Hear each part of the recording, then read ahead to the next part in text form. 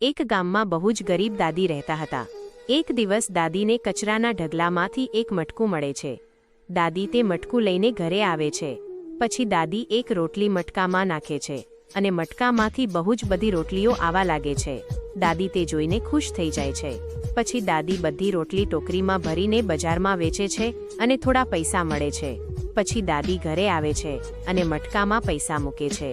બીજા દિવસે દાદી જોવે છે તો મટકામાંથી બહુ જ બધા પૈસા નીકળે છે। દાદી તે જોઈને બહુ જ ખુશ થઈ ગયા અને દાદી પૈસા લઈને ગરીબોને આપે છે। દાદીને પૈસા આપતા બે ચોર જોઈ જાય છે અને ચોર દાદીના પાછળ ઘરે જાય છે અને દાદી મટકામાં પૈસા નાખે છે અને મટકામાંથી બહુ જ બધા પૈસા નીકળે છે અને એ બધું બે ચોર જોઈ રહ્યા હોય છે અને દાદી સૂતા હોય છે તો ચોર તે મટકું લઈને જતા રહે છે।